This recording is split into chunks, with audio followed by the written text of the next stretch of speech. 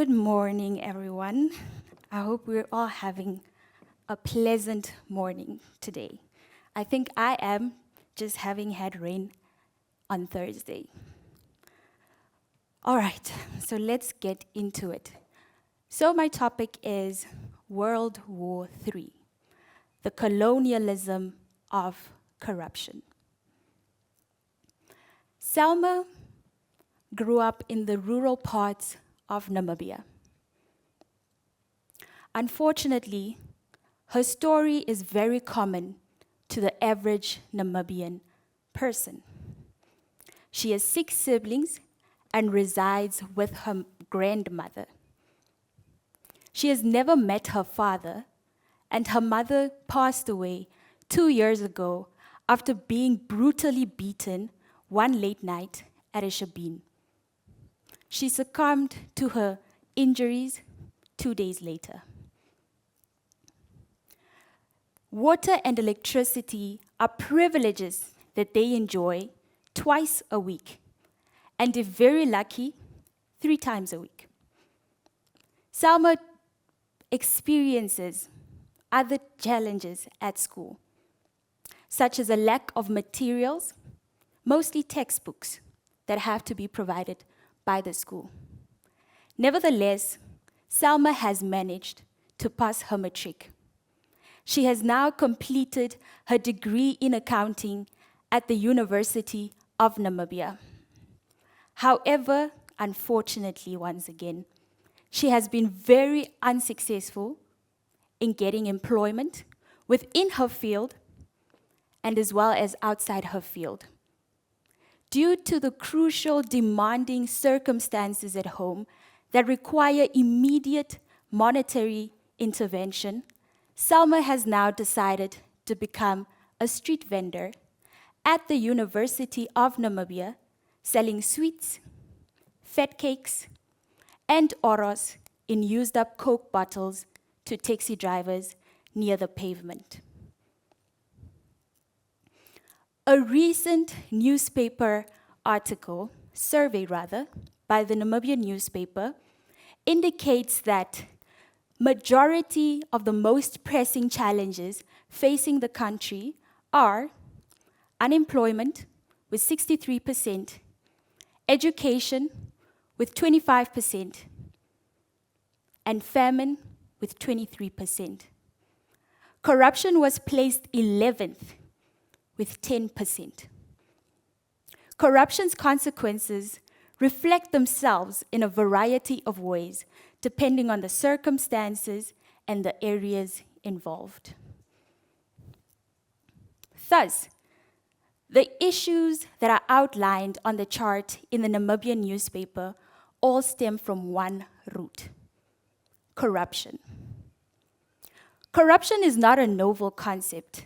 Philosophers like Plato and Aristotle emphasized that every society goes through corruption and criticized political regimes that prioritize the interest of certain select groups over the welfare of all citizens. Despite institutional checks and balances that are enforced by the legislature, the judiciary, and other major institutions, unofficial bodies nevertheless wield significant authority. Corrupt politicians most of the time have complete influence over the administration of justice, leading to a lack of accountability. Kleptocrats benefit from impunity as they may hinder impartial investigations and prosecutions of their colleagues, their friends, family members, and themselves. Well, there is something that fuels corruption. Trees need water, plants need water. Everything needs something to be fed to produce a result. Establishing an international anti-corruption court is crucial for improving international investigations, a venue for presenting evidence of a nation's leader to an impartial tribunal with the capacity of imposing prison sentences, if necessary. The court should be led by capable and impartial foreign judges. The International Anti-Corruption Court, just like the International Criminal Court, should follow the complementary concept. A nation would have the primary jurisdiction over a leader's offenses within their respective countries. This means that the International Anti-Corruption Court only acquires jurisdiction in circumstances where a nation fails to investigate, prosecute, and punish corrupt leaders and accomplices. Well, unfortunately, no novel concept escapes criticism.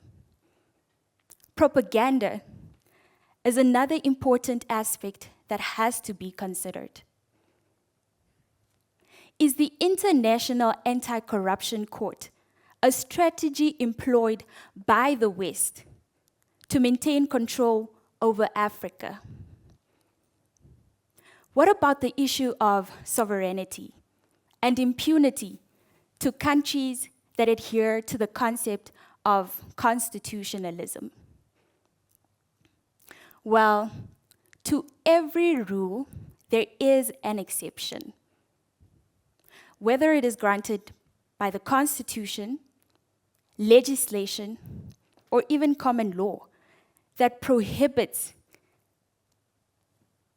the circumvention of corrupt activities by the very entities that are designed to prevent it. The question now remains, how do we start? Where do we start? When do we start laying down the first brick in building our system again, a working system? It doesn't start with the International Anti-Corruption Court. It starts with you and me in relearning what it means to serve one another. There is nothing like a perfect system, but together we can build a working system for Namibia. Thank you.